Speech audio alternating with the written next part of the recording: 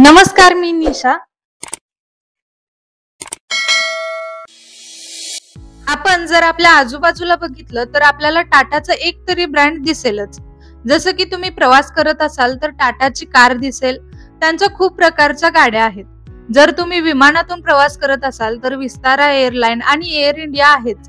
Hotel म्हटलं तर ताज hotel आहे, जे भारतातलं सर्वात चांगलं आणि नामांकित हॉटेल आहे।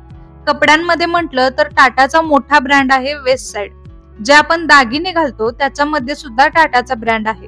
तनिष्क, आपल्या दिवसाची सुरुवात ज्यानं होते तो चहा, त्याच्यामध्ये सुद्धा टाटा टी आहे। एवढंच काय तर मीठ सुद्धा टाटाचा आहे। या व्यतिरिक्त Tata steel, Tata power, Tata consultancy services म्हणजेच TCS ची आंतरराष्ट्रीय IT कंपनी आहे आणि यासारख्या 100 पेक्षा जास्त कंपन्या टाटाच्या आहेत। यात काहीच शंका नाही की टाटा ही भारतातील सगळ्यात जास्त नामांकित आणि सक्सेसफुल कंपन्यांमधली एक आहे। या कंपनीनं एका रात्रीत एवढं यश मिळवलंय का? तर अजिबातच नाही। ही कंपनी एवढी यशस्वी व्हायला 200 वर्ष लागली। होय, 200 वर्ष। आज आपण या व्हिडिओमध्ये बघूया की भारतातील सर्वात जुन्या बिझनेस फॅमिली बद्दल कशी बनली टाटा कंपनी आणि याचं रहस्य काय। त्याआधी तुम्ही माझं चॅनल सबस्क्राईब केलं नसेल तर प्लीज करून घ्या। ही गोष्ट सुरू होते 1822 मध्ये। गुजरात मधील नवसारी या गावात पारशी कुटुंबात नुसरवांजी टाटा यांचा जन्म झाला। ते एका साधारण कुटुंबातून आले होते। ते टाटा कुटुंबातील पहिले व्यक्ती होते ज्यांनी व्यापारात प्रवेश केला। नुसरवांजींना नेहमी असं वाटायचं की आपण काहीतरी मोठं करायला पाहिजे, म्हणूनच त्यांनी आपलं गाव सोडलं आणि मुंबईला शिफ्ट झाले आणि कापसाच्या व्यापारातून त्यांनी व्यवसाय सुरू केला। बिझनेस मधून जेवढे पैसे मिळतील त्यातून त्यांनी त्यांच्या मुलाला चांगलं शिक्षण दिलं। नुसरवांजी यांच्या मुलाचं नाव होतं जमशेदजी टाटा। नुसरवांजींचा कापसाचा व्यवसाय खूप चांगला चालू होता आणि काही वर्षांनी जेव्हा जमशेदजी 17-18 वर्षाचे झाले, त्यांचं शिक्षण पूर्ण झालं, तेव्हा त्यांच्या वडिलांनी ठरवलं की जमशेदजींना आपला व्यापार अजून वाढवण्यासाठी हाँगकाँगला पाठवायला पाहिजे।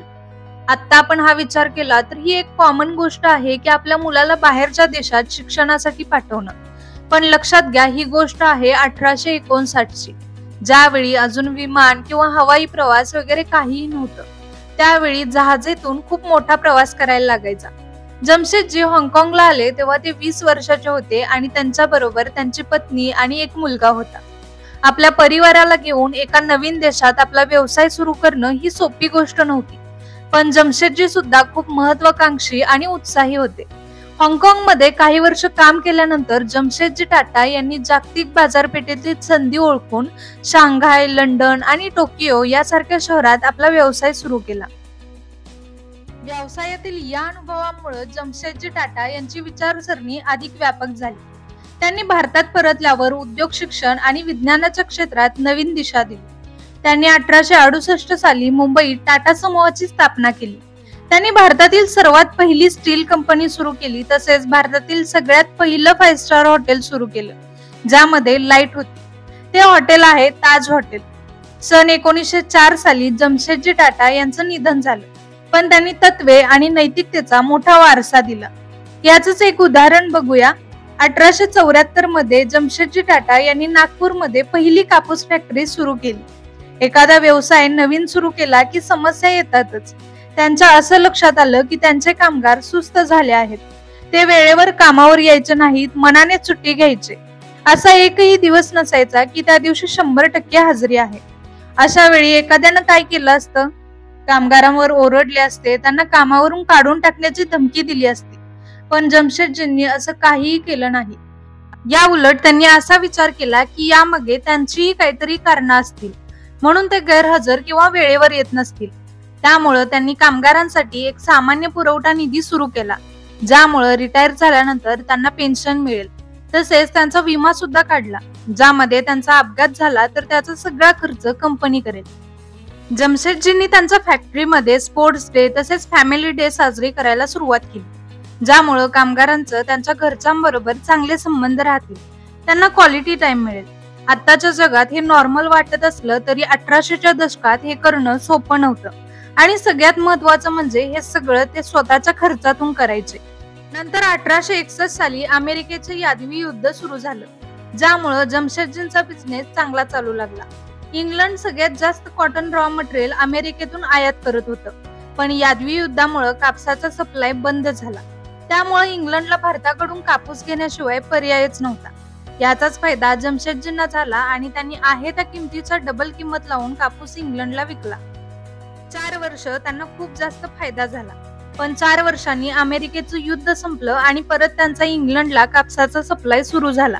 याचाच परिणाम टाटाच्या बिझनेसवर झाला आणि मग ते परत लॉस मध्ये गेले. त्यांचे इन्व्हेस्टर त्यांच्या मागे पैशासाठी लागले होते. जमशेदजींनी त्यांना समजावलं की मी तुमचे सगळे पैसे देतो, पण मला थोडासा वेळ द्या. त्यांच्या प्रामाणिकपणामुळे इन्व्हेस्टर्सनी त्यांना थोडासा वेळ दिला, पण एक अट घातली की त्यांनी स्वतःच्याच कंपनीमध्ये महिन्याच्या पगारावर एक कामगार म्हणून काम करायचं. त्यांच्यासाठी हे अपमानजनक होतं, पण तरीही त्यांनी ते स्वीकारलं आणि परत नव्याने त्याच उत्साहात काम करायला सुरुवात केली. जमशेदजींनी हे दाखवून दिलं की जर तुमच्यात पॅशन, डेडिकेशन आणि जर स्किल असतील तर तुम्ही काहीही करू शकता.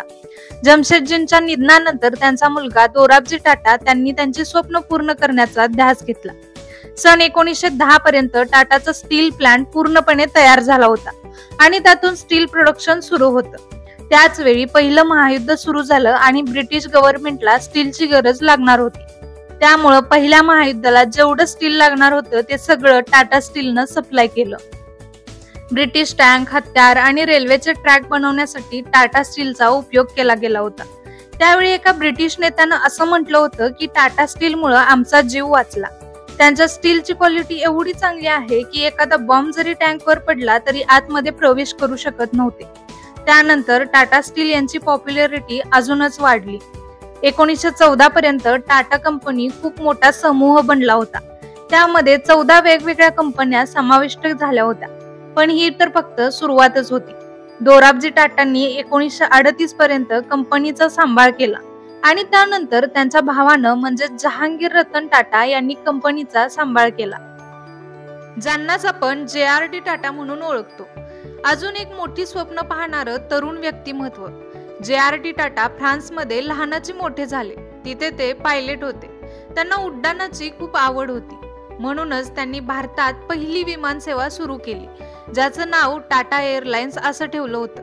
पण नंतर ते बदललं आणि एअर इंडिया असं ठेवलं. आतापर्यंत आपण जे काही बघितलं हे सगळं भारताला स्वातंत्र्य मिळण्यापूर्वीचं आहे.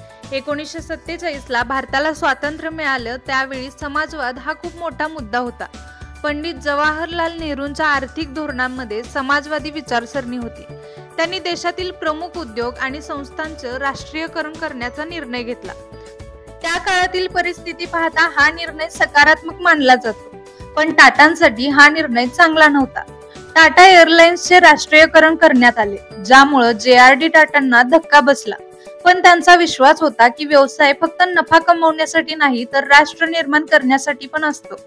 राष्ट्रीयकरणानंतर नेहरू सरकारनं JRD टाटांना एअर इंडियाचं नेतृत्व करण्याची ऑफर दिली आणि JRD टाटांनी ती स्वीकारली आणि त्यानंतर एअर इंडियाला जगात सगळ्यात प्रतिष्ठित अशी एअरलाईन म्हणून ओळखू लागले.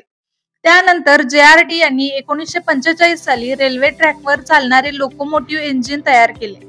नंतर 1968 मध्ये टाटा कन्सल्टन्सी सर्व्हिसेस म्हणजे TCS स्थापन झाली. त्यामध्ये इलेक्ट्रॉनिक डेटा प्रोसेसिंग सेवा पुरवायला सुरुवात केली. आज TCS भारतातील दुसऱ्या क्रमांकाची मोठी कंपनी आहे. टाटा समूहाने कॅन्सर रिसर्च आणि ट्रीटमेंटसाठी सुद्धा काम सुरू केलं आहे.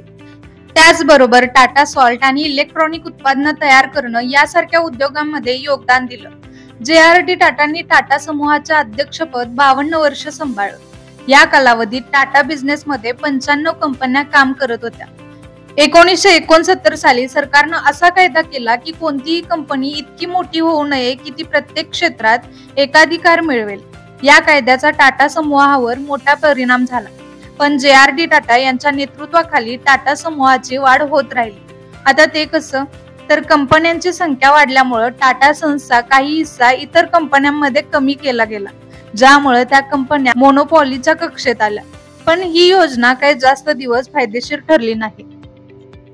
इतरांनी टाटा समूहाचा बिझनेस सांभाळण्याचा प्रयत्न केला, पण त्यांना यश मिळाले नाही. नेल्को कंपनी रेडिओ बनवत होती, पण 1971 मध्ये त्यांचा बाजारातील हिस्सा 20% 2% आला. त्यामुळे नेल्को कंपनीला परत ट्रॅकवर आणण्यासाठी जमशेदजींचे नातू मिस्टर रतन टाटा यांना बोलावले. रतन टाटा 1962 पासूनच त्यांच्या फॅमिली बिझनेस मध्ये काम करत होते, पण 1971 त्यांना स्पेशली नेल्को कंपनीसाठी काम करायला सांगितलं. त्यावर त्यांनी हा निर्णय घेतला की नेल्को मध्ये रेडिओ तयार करणं बंद करायचं आणि त्याऐवजी नवीन टेक्नॉलॉजी मध्ये इन्व्हेस्ट करायचं, जसं की सॅटेलाइट कम्युनिकेशन. आणि जवळपास 3 वर्षातच हा बिझनेस चांगला चालू लागला. 1975 नेल्कोचे शेअर परत पूर्वीसारखे 20% आले, पण दुर्दैवानं त्यावेळी भारतात आणीबाणी लागू झाली आणि त्याचा परिणाम नेल्कोवर झाला आणि ती कंपनी परत बंद करावी लागली. पण जे कंपनीचे मॅनेजमेंट होतं त्यांनी रतन टाटांचं काम जवळून बघितलं होतं. त्यांना त्यांच्या क्षमतांवर पूर्ण विश्वास होता, म्हणून त्यांनी रतन टाटांना टाटा समूहाचा अध्यक्ष म्हणून घोषित केलं. टाटा हा एक लक्झरियस ब्रँड आहे, पण याचा अर्थ असा नव्हता की टाटा यांनी आपल्या सामान्य ग्राहकांकडे दुर्लक्ष केलं. याचंच उदाहरण म्हणजे नॅनो कार. नोव्हेंबर 2003 मध्ये रतन टाटांनी एक कुटुंब स्कूटरवर प्रवास करताना पाहिलं. एका स्कूटरवर 4 जण बसले होते आणि खूप पाऊस पडत होता. हे बघून 5 वर्षांनी रतन टाटांनी नॅनो कार लॉन्च केली, जी सर्वसामान्यांनाही परवडेल. रतन टाटांच्या दूरदृष्टीमुळे टाटा समूहानं आपली जागतिक प्रतिष्ठा वाढवली. टाटा समूहानं नेहमीच समाजसेवा आणि सामाजिक जबाबदारीला प्राधान्य दिलं आहे. टाटा समूहाचा इतिहास हा केवळ उद्योगाचा इतिहास नाही, तर भारताच्या औद्योगिक विकासाचा एक महत्त्वाचा भाग आहे. जमशेदजी टाटा यांनी सुरू केलेली परंपरा आजही रतन टाटा यांच्या नेतृत्वाखाली पुढे चालू आहे.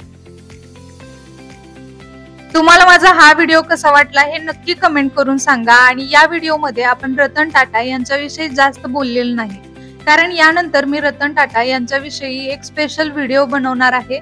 तर त्यासाठी तुम्ही माझे चॅनेल सबस्क्राईब केलं नसेल तर प्लीज करून घ्या आणि व्हिडिओ आवडला असेल तर प्लीज शेअर करा. थँक्यू.